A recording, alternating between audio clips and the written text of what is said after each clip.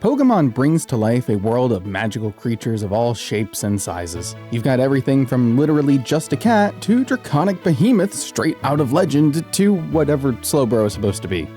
I think it's a hippo. Each one of these varied and unique creatures belongs to one or more of the 18 types. These types show off their unique characteristics or lend them otherworldly powers. These types are such a major defining point of Pokemon that give them their strength and weaknesses in combat. They're so important, in fact, that most major trainers in any given region will focus on a particular type just to learn how to bring out the absolute best of it. From gym leaders to champions, every one of them learns how to showcase the immense strength of each one of these unique types and what they can bring to the table. Every battle is different because each Pokemon is different, and each Pokemon is different because each type is different, and your mettle as a trainer is only proven when you can adapt to each and every one of them. So we're gonna scrap that whole concept, sounds boring, overdone. Today, I have put my maniacal and masochistic brain to work crafting a version of Pokemon Platinum where each and every Pokemon shares one typing. And in a region already known for its legendary and fearsome dragons, what better type to spread throughout the rest of it than Dragon itself? Traditionally, one of the rarer types in the world of Pokemon, Dragon boasts a lot of elemental resistances, which makes dealing effective damage a bit more difficult than you might think. It forces you to reimagine the type chart since every Pokemon now shares those resistances. Dragon also has the almost unique property of being weak to itself, so it seems only right that the bosses I'll be facing along the way have had their movesets updated to reflect that. While of course, mine have not. I'm a Pokemon fan that enjoys a challenge. I've done Nuzlockes, rushed solo runs, tackled difficult ROM hacks, but I can truly say that this is a challenge unlike any I've ever faced before. This run isn't a Nuzlocke itself, but I will be keeping at least soft level caps for each gym leader in Elite Four just so I can't massively overlevel to get past a tough spot. In a world of dragons with the odds stacked against me, how did my first run in this game go? I'll tell you how. Sinnoh is a strange region, snowing in the middle of summer, basically Canada. Our friend immediately tries to get himself killed by running through the tall grass, but is fortunately stopped just before he can by Professor Rowan. His briefcase is full of some really odd Pokemon. I mean, I guess they look like a normal Turtwig, Chimchar, and Piplup, but upon closer inspection, you'll find that each of them is actually a dragon in disguise. And everywhere you look, bam, more dragons. The beaver, a dragon. The bird, a dragon. Can't bubble it. You know why? It's a dragon. Resist that. The weird cat thing, dragon. And that one's actually going to come with me. We chose the water and dragon starter Piplup because it will be able to learn the coveted move Ice Beam later into the run, a move we can actually use against a large chunk of the roster for super effective damage. With my team stuck using their regular Gen 4 learn sets, we're going to have to scrape up whatever super effective damage we can, and there won't be much. Since Fairy doesn't exist in this generation and you can't get any good damaging dragon type move TMs until post-game, it's going to be a little harder than you'd think. Our rival's Turtwig, however, will get his share of the Draconic Bacon since in its first match it's equipped with Dragon Dance and Withdraw, which makes it quite the foe to take down.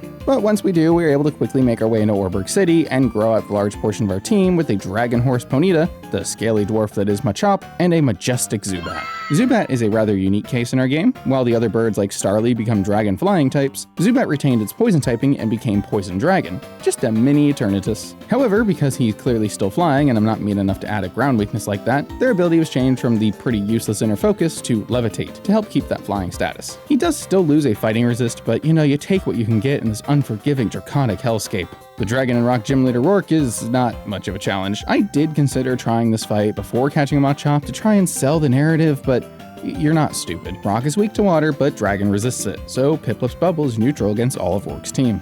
While traditionally this fight is pretty easy with a grass or water starter, they won't work here in the same way. The only way to land super effective damage is by thinking of weaknesses that fall outside of the elemental types, and thus, Machop. Rourke's team is equipped with some basic dragon moves like Twister and Dragon Breath, but we're strong enough with Karate Chop to two-shot most of his team, and instead of trying to fight back, Rourke mostly just sets up Stealth Rock and tries to use potions, which ultimately don't do a thing to save him. I didn't tweak the AI in this, maybe I should have. But the first gem is really just a taste of what's to come, getting our feet wet with thinking about type matchups differently. The first real challenge of the game is actually Commander Mars, the very next boss. We catch ourselves a Badoo on the way to Flow Aroma Town to round out our Grass, Fire, Water core that I really am not sure still applies in a world where every Pokemon resists Grass, Fire, and Water, so oh well. Old habits die hard, I suppose. After training our dragons to evolution, we can take on Mars inside the Valley Windworks. Mars is like the crazy cat lady of the Galactic squad, and I fucking love her for it. So of course I gave her special treatment. Preparing for her Perugly is a whole new ballgame here. Equipped with the strongest early dragon move, Dragon Rage, This thing is guaranteed to two-shot most every Pokemon on the team at this point in the game. Luxio seems like a great lead against Marzubat on paper, but since it's female, our rivalry actually works against us here and lowers our damage. On top of that, don't forget like I did, Zubat is not flying type. We literally just went over this, so I was dealing resisted and nerfed damage, and our only saving grace was being 5 levels higher. The Fat Cat itself is out next, and we swapped to Machop on the Dragon Rage, outspeed the next turn, and get a great Karate Chop to knock it to half. Machop then, unfortunately, falls immediately afterwards. Eventually, Ponyta hits the field, and Flame Wheel does do decent damage, and actually lands the burn. Ponyta may fall just like her comrades before her, but the cat is now on a timer it cannot beat, and she falls to the passive damage. Team Galactic is forced to retreat, the Windworks is freed, and the child kidnapping spirit is free to visit once again. Wait, what? We catch ourselves the dragon and ghost type Drifloon and add him to the party. Making a quick trek through the Eterna Forest and failing for a while to find anything cool at Honeytree, we stick ourselves face first into Eterna City. We want to challenge the next gym leader Gardenia right away since our team of grass and dragon type sounds like pretty quick work for Golbat, who leads the fight against her Turtwig. Unfortunately, Wing Attack only does about half damage to the tortoise and its Dragon Breath hurts in retaliation, even landing the paralysis. The following turn, that means Golbat is forced to take a second hit before it can take out the first opponent. 28 HP is not over 40, so the incoming Churum's Dragon Rage makes quick work of our bat. By the time we reach her Ace Roserade, the fight is solidly in Gardenia's favor. Roserade is decked out with both Dragon Dance and Dragon Claw. Honestly, might be a little overkill for this part of the game, but a real skill check for us here. We will definitely need to get stronger, and for that, we need an Explorer's Kit. Now we can dig and dig and dig and dig and dig and dig. And then the gold never came to my side, and then I was getting bored, and then this ghostly apparition came out of nowhere and scared the shit out of me, so I called it a day and had my uncle who works at Nintendo send me a shield fossil so I could get it revived. Of course, since we don't have the HM for cut, we have to run all the way back through Eterna Forest, and oh my god, is that a shiny? Okay. I don't think I adjusted shiny odds, so hey, that's cool. I was trying to get a Munchlax for my normal dragon type, but I guess God said here's a Lopunny instead. I'll take it. Anyway, running back through Orberg, we revive our Shieldon, who I named Shelly because, well, I really don't know why.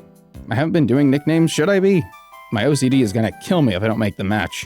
But no time to dwell on that now. Make a trek back up to Eterna City, unfortunately no second shiny on the way back, and challenge Gardenia one more time. This attempt goes much better, with Lopunny able to return her way through both Turtwig and Churim, thanks to a lucky critical hit. She does unfortunately fall to the admittedly completely overpowered Roserade, but that's where little Shelly comes in.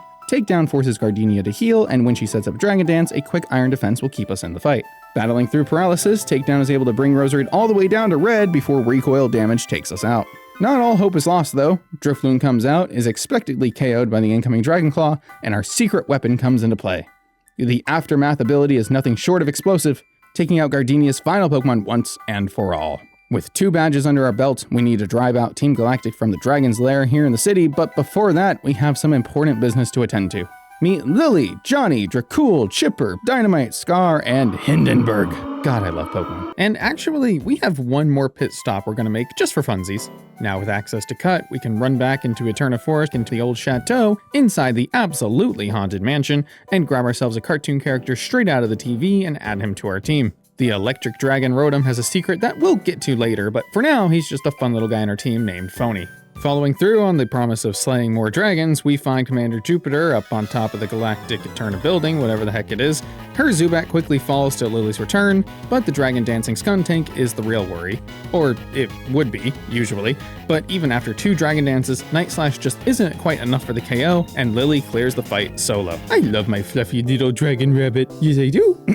Galactic runs off, the Pokemon they were holding hostage are freed, and the day is saved. Before we can leave town, however, we come across the fellow tamer of dragons, none other than the champion herself, Cynthia. Having heard of our heroic deed, she offers us a precious dragon egg, which we gladly accept. Now we can rush south into Mount Coronet, where we can find 2 more interesting dragons, Bronzor and Meditite. Dragon Steel typing is just kinda good, as we've seen with Shelly, and I thought Meditite might be interesting if we can make use of Pure Power.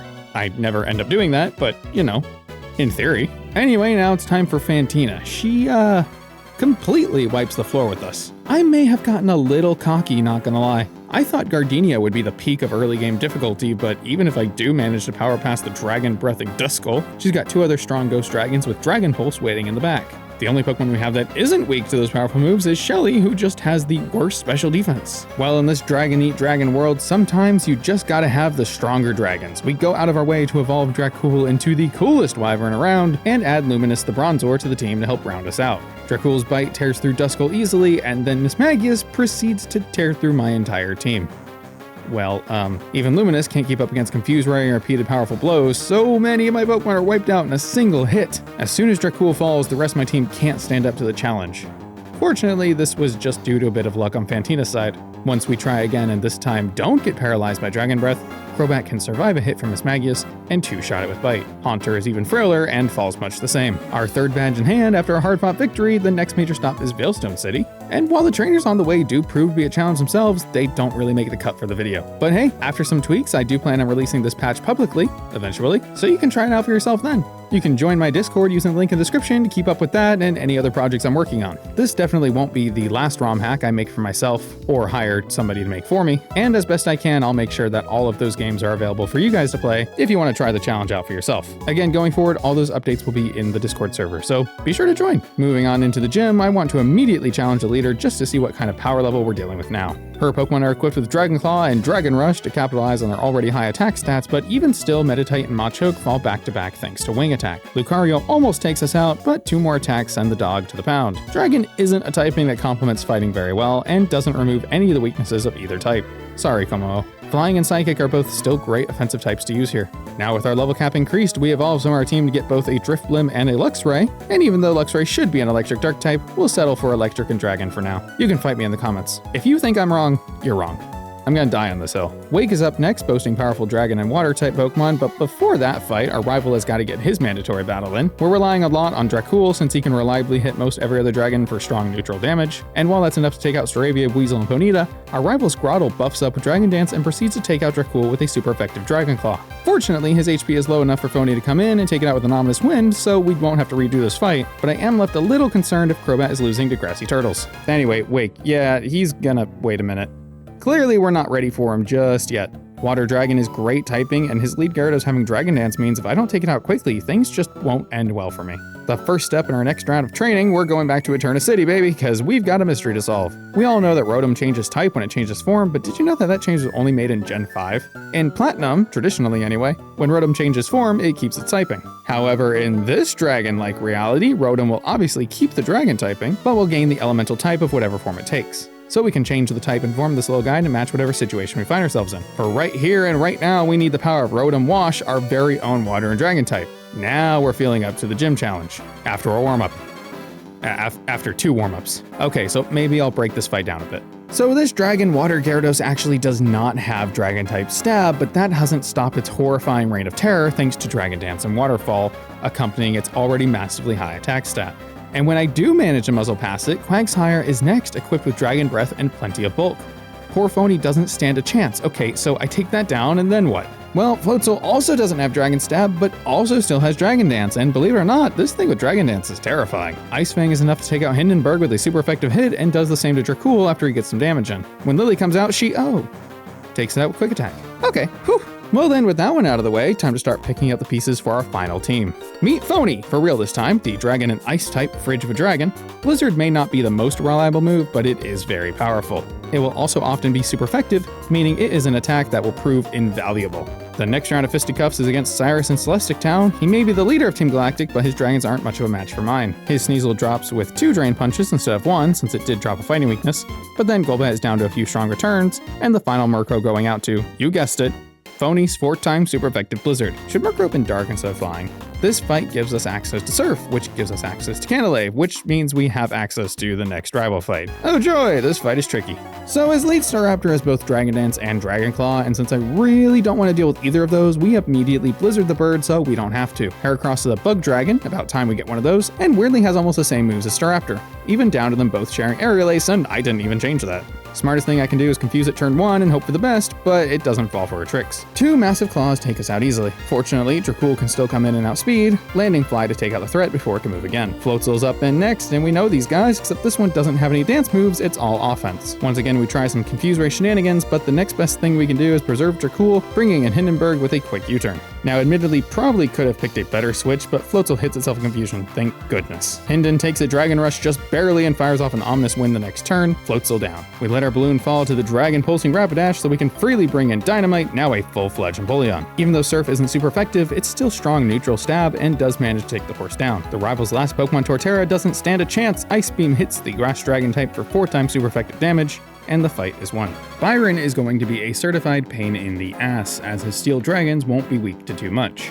Like his son, we could use fighting moves here, but honestly, anything to hit him on the special side will probably do more damage. I won't pretend that this one didn't also take me a few attempts, but it was mostly just me mashing my head at a wall until I got through, so let's see the winning round. Dynamite leads off against Magneton, which actually isn't part Steel in this hack, instead retaining its electric typing. It is gifted with Dragon Pulse, but his typing means Ice Beam is still super effective, and we can easily grab the KO before it has a chance to fire back. Steelix comes in next and takes just under half from a neutral Ice Beam and hits back with a super effective Dragon Rush. Surprised it went for the attack when it does also have Dragon Dance, but we'll take what we can get. We get lucky a second time, and even though our second Ice Beam doesn't KO, Steelix actually misses the second Dragon Rush. The low HP forces Byron to heal, so it doesn't matter too much, but then we actually grab a freeze. But Steelix of course thaws, and it misses the attack again! What an emotional roller coaster that was. Finally, the dragon falls the next turn, but only because of extreme luck on our end. Well, I am certainly not one to look a gift horsey in the mouth. So let's move on to Bastiodon, who is a real tank, as we know from what Shelly has already done for us in this game. And for some reason, I thought it was a good idea to give it Outrage. Hooray! It isn't enough to have a living rock barreling at you at top speed, but now it's equipped with a cannon. Dynamite does what damage he can before falling. But thanks to the lucky streak that got us through Steelix, we are now able to bring in Phony, open the freezer to clear out the frostbite, and land a blizzard to swiftly and effectively take out Bastiodon. I always knew the Ice Age ended the dinosaurs. One more badge won, but no time to rest because there's still more to go collect. Before then, though, we're stopped by a rival and dragged into the library to talk to the professor about something. I'm almost certain of it. It's like he's trying to speak to me, I know it! And then we're allowed to leave. Last thing to do is hand me a lake tour brochure, and I can only assume they have to follow the given itinerary, which is fine by me. See the sights, smell the roses, and all that. We stop by Lake Valor first and find some Team Galactic grunts that have decided to show their face in the story again, and we beat them up just for the fun of it. The tour was worth it after all. We do run into Commander Saturn here, the bastard son of the group, and add him to the hit list. Fortunately, though his Golbat and Bronzor do have dragon moves, it's only his Toxicroak that can really be a threat, since let's be honest, anything with the combo of Dance and Claw is worth worrying about. Just to prove that fact, the frog actually outspeeds Dynamite and gives us the middle finger while basically landing the one-shot against him. Ouch. With luck on our side once again, we can rely on Phony to land a blizzard, and I'll be honest, I don't entirely know the logic behind a frog being outsped by a fridge, but I'm not really in a position to question it right now. Then we have to fly back home and find Lake Verity. The professor is already waiting for us there, probably to show us around in the next tour stop, but I'm starting to think Team Galactic might have gotten the same brochure. We step into Challenge Mars once more. Like Saturn before her, only her Ace Perugly is much of a threat. I didn't change enemy trainer teams in this mod, but in final release I might. If only to sell the idea a little better and not force these boss fights to feel like they have filler Pokemon, but that wasn't part of the original idea. Anyway, also like Saturn before her Perugly outspeeds and KOs Dynamite before we have a chance to breathe. We do bring in Phony, but not only does Blizzard not KO, but Perugly has the gall to set up Dragon Dance. Well, now we're in trouble. Dragon Claw leaves us living on a sliver, but Blizzard misses. I knew that accuracy would turn on to bite me. Of course, now with nothing on my team to outspeed it, Dragon Claw tears through every one of my reigning dragons. Oof. Well, our tour hasn't ended just yet, so let's try that again. This time Phony does land the second blizzard, so the fight is free from there. I don't love relying on RNG, but since Rotom doesn't learn Ice Beam for whatever reason, it's all we can really do right now. I mean, I could go catch more water types and teach them Ice Beam, but that's boring, and we're here explicitly to not be boring. With 2 lake tours down and we're directed to head north, the route has snow and ice, and that means more super effective moves. We catch and quickly evolve Great Tusk because who doesn't love ancient elephant monsters? What was that about his nickname? What do you mean it's taken? Too bad. We can't quite reach the last leg of our tour just yet, but we can after the next gym badge. So maybe we can intertwine these goals a little bit. Tell you what, game, you let me progress the main story, and I'll come back to your silly galactic side quest. Deal? Candice gym get any tougher in this ROM? Heck! Ice got a huge buff in this setting, so taking that into account will make this immediately a good deal tougher than you might think ice gyms to be. I mean, heck, I made that shit look easy in Scarlet. Simpler times of about a month ago. Oh yeah, I did a trash lock in Scarlet. Didn't you know? No? Yeah, YouTube recommendations can suck these days. Well, spoilers I suppose, but you're gonna go watch that after this one anyway, aren't you? All that thinking aside, we make a few errands to buff ourselves up for the challenge ahead, evolving Shelly and picking up an Eevee named Neptune and evolving him into Vaporeon. Now we've added an Ice Dragon, Steel Dragon, and Water Dragon to the team. All three typings very important to not be weak to Ice, but Shelly especially since she also isn't weak to Dragon. In fact, she's our lead of choice to set up Stealth Rocks just to deal some damage to the gym leader's Pokemon passively, and May as well since Sneasel can't really do much to Shelly with just Dragon Claw. The second part of this plan, if you can even call it that, is to try and get an Ancient Power boost, which, never happens. Middle Burst does do good damage, but with Candice healing before we can get the KO, Shelly is simply overwhelmed and we have to move to our backups. So much for that Steel typing. Lily comes in, outspeeds and KOs the Sneasel, and now we're really in the fight. We're not exactly in the business of switching in this ROM if you haven't noticed. Since the AI will always see a super effective move, it makes switching a little irrelevant. We do good damage with Drain Punch, but it doesn't KO the Piloswine, which does land the strong Dragon Rush and one-shots poor Lily. For whatever reason, I really believed in the heart of the cards and thought Neptune would get the KO against the pig, but I was sorely mistaken. Fortunately, we do live the retaliation though, so we do get the upper hand by the end of it. Abomasnow kept its grass typing here instead of ice, and looking back, I probably should have changed this. Likely swapping the kept types of Snover and Swinub lines to make them Ice Dragon and Ground Dragon respectively, but in the moment it felt right, so here we are. Neutral Ice Beam actually does some really great damage before Woodhammer KOs our Catfish. We then bring in Dracul, who can fly to get another KO. Just Frostlass left now, and since it's going to be firing off blizzards and have its own evasion rays with Snowcloak, we go ahead and try to confuse it, actually landing the Confuse Ray before Dracul falls. Now Phony can come in and fire off a second Confuse Ray. Well, that was definitely a misclick. Funny enough, Frostlass does actually snap out of Confuse Ray despite all odds, but yeah, that's gonna do it for this attempt. Dragon Pulse takes out poor Great Tusk, and guess we gotta do it all over again, and this time not fuck it up at the last possible minute. Gosh, it's like I opened the fridge and found nothing to eat, only for the fridge to then magically restock itself with the absolutely wrong kind of food, and I have no idea where this analogy is going. I just think it's fun to talk about fridges when I use Rotom-FROST. Well, anyway, in attempt 2, Shelly does actually get the Omni Boost, takes out Sneasel with a Flash Cannon I taught her this time over Metal Burst, and proceeds to cause chaos. Piloswine falls just as easily, and weirdly Frostlass actually comes out early this time. Shelly does land one hit, but Double Team ensures we don't get that opportunity again. Even when Shelly survives Blizzard on just 4 HP, we don't have a shot and fall the next turn. But we stick to the plan this time. Phony comes in, beautifully tanks a Dragon Pulse, and lands a Blizzard to KO the Frosty Menace. Only now watching this footage back do I realize that Hail wasn't up. That was in fact a 70% accurate Blizzard hitting through Double Team, and that's freaking amazing and totally makes up for the last screw up. Good job, Rotom. A promise is a promise, so now we hike our way up to... Is this Lake Aquity?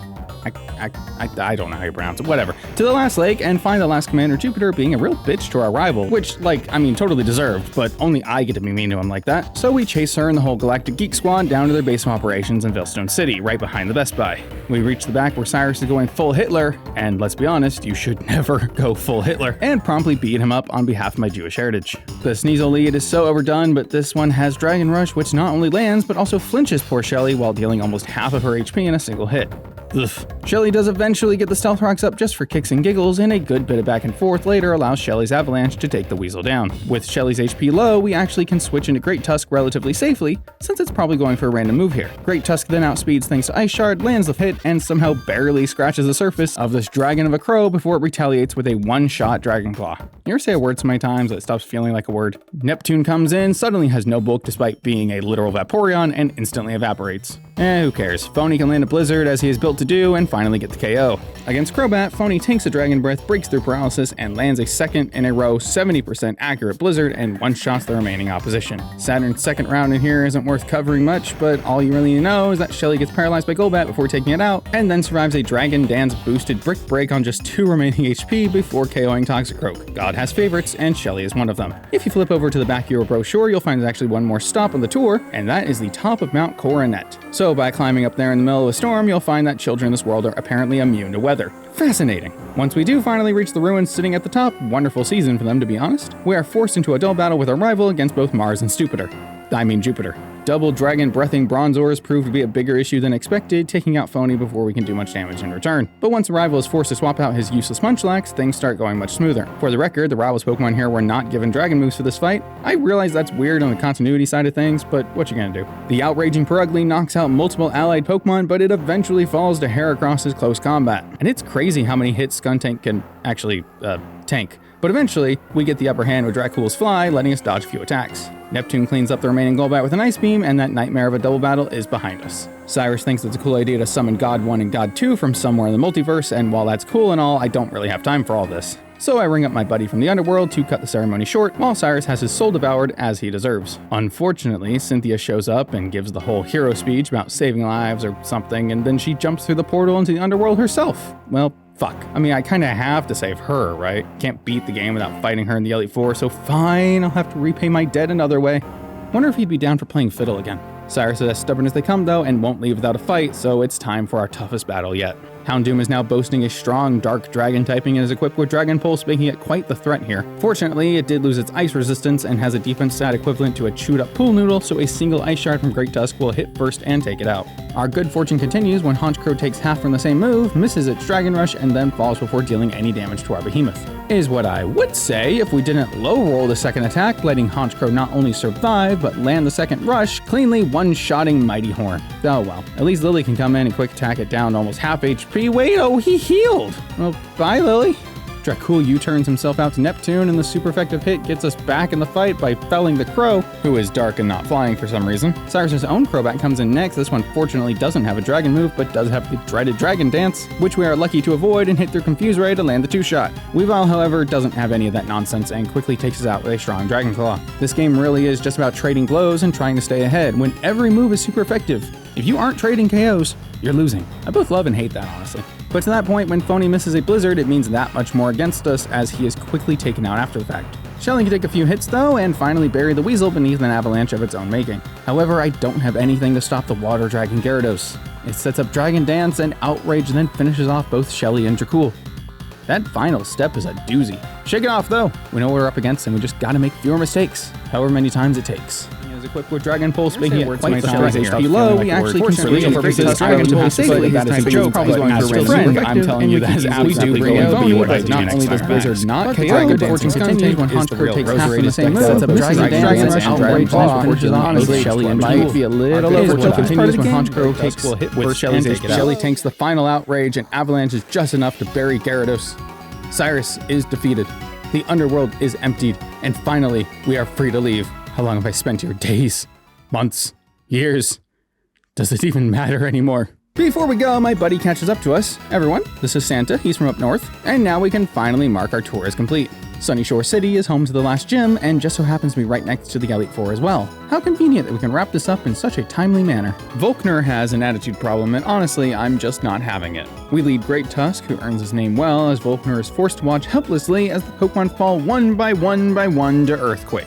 It isn't even stab, but thank goodness, because man did I need a win after that exhausting Cyrus fight. This gym badge gives us access to the move Waterfall and subsequently access to Victory Road, which I am skipping because my team has advised me that we are losing viewer retention rapidly and therefore need to pick up the pace. If you want to help balance that out in the algorithm though, you should like and subscribe and all that stuff that YouTubers are supposed to ask you to do and whatever. Once inside the Pokemon League, we heal up and reorganize the team before being challenged by our rival once more. He still has no concept of continuity, and his Pokemon now all boast dragon moves again. Oh joy. Dynamite's Ice Beam will make quick work of Staraptor, but the bird U-turns out into poor Heracross, who will just not eat the attack. Whoops. And then the guilt must have been too much because Staraptor comes back out and falls to a second beam of ice anyway. Staying in to deal as much damage as we can, Dynamite brings Snorlax down into the red before falling to a powerful Dragon Rush, and that's totally fine. Snorlax will want to rest now, buying some turns for Hindenburg to come in, stockpile his defenses, and then baton pass those out to Santa. Santa the Giratina is obviously already a dragon type, so his ghost dragon typing remains the same. I'm usually against using legendaries, but with all the trouble this game has given me so far, yeah, there's no way I'm not bringing my own King of Dragons into the Elite Four with me. We spam a few uses of Ancient Power, just since we can, and manage to get off one boost. Now this fight is really over. The attack boosted Dragon Claw tears through Snorlax and the rest of our rival's team before he can even blink. Mr. Rival put together a fantastic team of dragons, but quite frankly, I believe in Santa to get us through anything. So let's put that to the test. Elite Four member Aaron has a bunch of dragon bug types, and here in the league is where we're going to see that dragon moves really pick up in intensity. Off the bat, Aaron's Yanmega has Drago Meteor, but fortunately the sheer bulk of Hindenburg allows him to survive the hit. Yanmega's special attack drops, and we go for a cheeky Ominous Wind just to try to get the stat boost. Next turn, Yanmega flails helplessly, firing off a Bug Buzz, and we hit a second Ominous Wind that not only KOs the literal Dragonfly, but actually succeeds in raising our stats with an Omni Boost. Oh, it's over now. No sense in risking anything. We baton pass to bring out Santa, easily eat the incoming Dragon Pulses, and spam Ancient Power until Aaron's Fizbaquin falls. Heracross tries to set up his own stat boost, but being a legendary with a speed boost already under our belt lets us easily two-shot the Beetle before it lands a single blow. Drapion is just a bit tougher, actually managing to outspeed Santa after a bit of dancing, getting fully healed by Full Restore, and landing a massive Outrage, which knocks our legendary down into the red. Our Citrus activates to keep the beeping out of my ears, but Drapion proved weak and bleed. Aaron's last Pokemon, Scizor, is equipped with Dragon Claw, but I decide to go for Shadow Force for whatever reason. Flexing, I guess. It isn't very effective, unfortunately, but we eat the Dragon Claw that is fired off in retaliation. I am surprised that it didn't kill, but now we can use a Claw of our own, which also isn't very effective.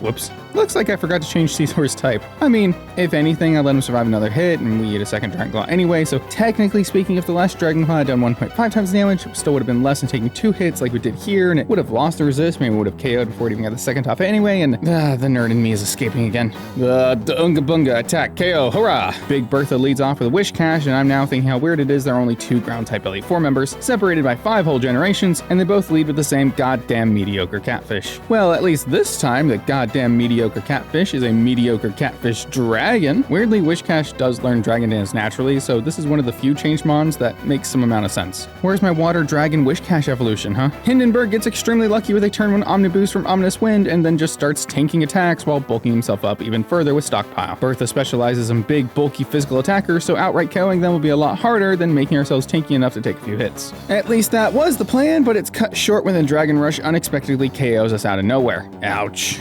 Santa comes in anyway, and Dragon Claw gets us the revenge we need. 2 strong claws from Gliscor activate our Citrus and leave us at half HP before we can take it out, and honestly, things aren't looking too good for poor overpowered Mr. Claus. But I'll take the luck we're given in exchange when Hippodon's Rush misses and allows us to snag another undeserved KO. In case you haven't noticed, Dragon-type moves are pretty limited in Generation 4, which means the incoming Golem has Outrage, which really can't miss, and does finally KO Santa. Neptune, though, is going to have a field day cleaning this one up, landing the neutral Surf to take out Golem and the 4-time super effective Ice Beam to send Rhyperior back to the Safari Zone. Flint is next, and he's actually got some fire types in this game, but of course he's all dragon now too. Houndoom can't do much to threaten the Berg, who sets up his stockpiles and deals whatever damage he can before passing out to Santa. Fire is obviously not a great type in this game due to everything resisting it, but boosted in the sun, it can still be pretty deadly. And Flint must be thinking the same thing because he sets up Sunny Day a second time before we can eventually take out his Houndoom with Ancient Power. I'm just trying to spam for stat boosts, okay? Flareon gets stuck in a bit of a loop as soon as he hits the dance floor, and Santa puts him out of his misery. Rapidash can't land any meaningful damage, but Infernape at least tries to put up a fight. Unfortunately, even the Dragon Dance boosted Outrage can't break our solid defense, and he falls. Magmortar has actually been given Spatial Rend for this fight,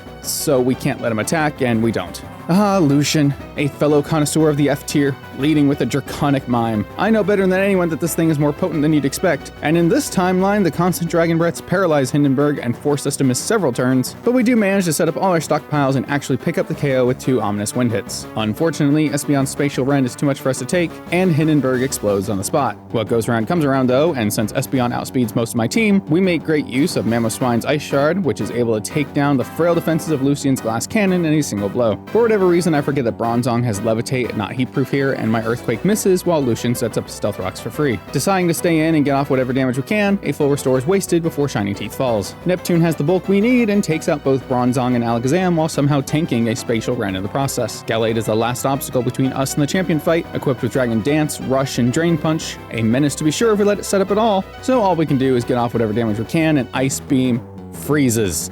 Gallade is unable to move, and Neptune adds one more slain dragon to his kill count. The gauntlet is almost at an end. Once again, Cynthia is waiting for us. Renowned for her strength, and even in normal reality is always seen with her behemoth of a dragon-type Garchomp. Now that her entire team has gotten the royalty treatment, can we still best her?